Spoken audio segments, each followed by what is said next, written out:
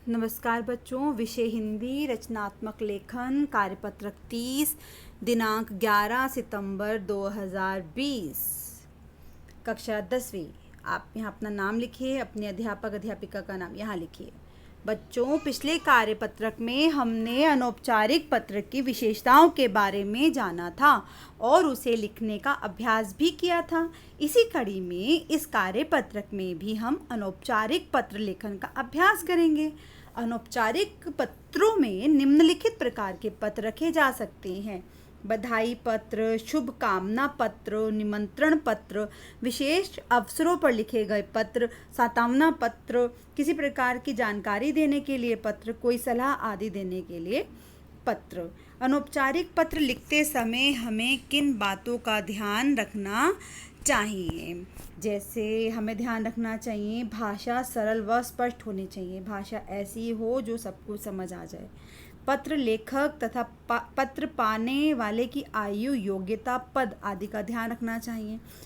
आयु ज़्यादा होगी, योग्यता ज़्यादा होगी तो आपकी भाषा के जो शब्दों का हम चयन करते हैं वो भी उसी प्रकार से किया जाएगा। पत्र में लिखी बात संक्षिप्त होनी चाहिए। इसका मतलब है कि बहुत ज़्यादा बढ़ा चढ़ा के बात नहीं करनी है। पत्र का आरंभ व अंत प्रभावशाली होना चाहिए। भाषा और वर्तनी शुद्ध तथा लेख स्वच्छ होना चाहिए। स्पेलिंग मिस्टेक्स नहीं चाहिए इसमें। पत्र भेजने वाले प्रेषक व पत्र प्राप्त करने वाले प्रापक का पता साफ व स्पष्ट लिखा होना चाहिए। कक्षा परीक्षा भवन से पत्र लिखते समय अपने नाम के स्थान पर क, ख, ग तथा पते के स्थान पे कक्षा परीक्षा भवन लिखना चाहिए। देखिए, आपको मैं बार बार समझाती हूँ कि आपको प्रश्न पत्र को बहुत अच्छे से पढ़ना है। उसमें अगर आपको लिखा है कि आप परीक्षा भवन में हैं, आपका ये एड्रेस दिया है, आपका पता दिया है, आपका नाम दिया है, तो आपको वही लिखना है जो प्रश्न पत्र में दिया है। अपना पता और दिनांक लिखने के बाद एक पंक्ति छोड़ के आगे लिखना चाहिए।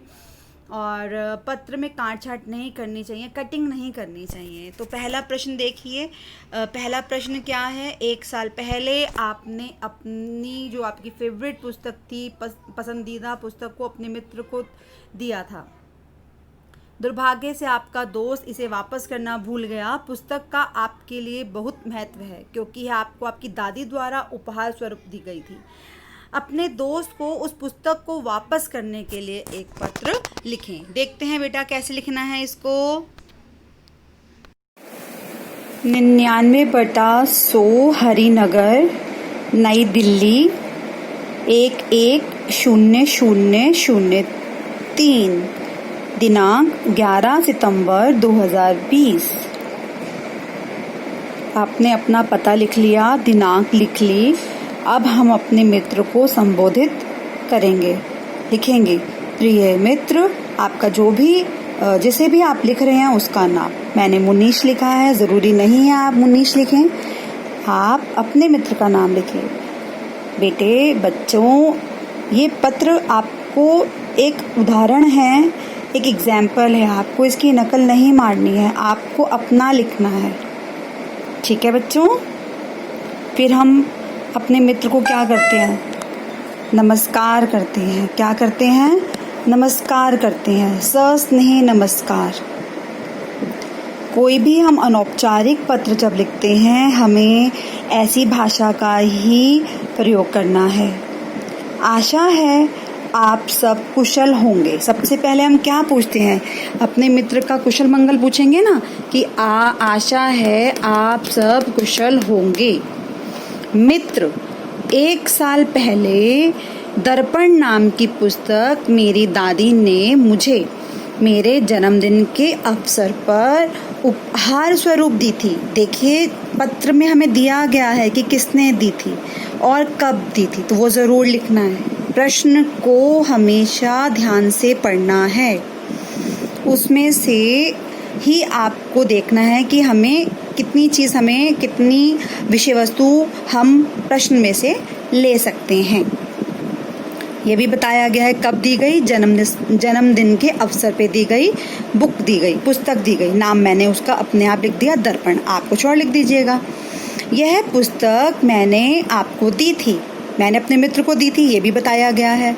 लेकिन उन्हें कोई कार्य की व्यस्तता रही होगी, व्यस्त रहे होंगे, इसलिए तो भूल गए होंगे, ठीक है ना। लेकिन कार्य की व्यस्तता के कारण आप मुझे वापस करना भूल गए। यह पुस्तक मेरे लिए बहुत महत्वपूर्ण है।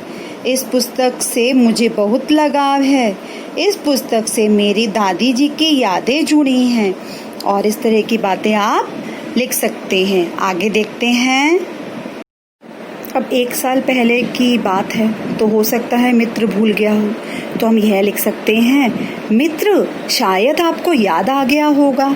यदि दोस्त आप भूल गए हो तो एक बार अपने घर में ज़रूर ढूंढना, और अगर मिल जाए तो मुझे अवश्य वापस करना। मुझे मेरी पुस्तक पाकर बहुत खुशी होगी। अब हम जब समाप्त करते हैं पत्र, तो बड़ों को नमस्कार और छोटों को प्यार लिखते हैं ना, तो हमें ज़रूर लिखना है, अपने माता पिता को मेरी ओर से सादर नमस्कार। अपने माता पिता को मेरी ओर से सादर नमस्कार कहना। और छोटों को, जो भी छोटे भाई बहन आपके घर में हो, उनको छोटों को मेरा प्यार। यहाँ पे क्या आएगा? मेरा प्यार। आपकी सखी, आप अपना नाम लिखिएगा। मैंने अनामिका लिख दिया है, ठीक है ना। इस तरह से यह पत्र पूरा हुआ। अब हम दूसरा पत्र देखते हैं।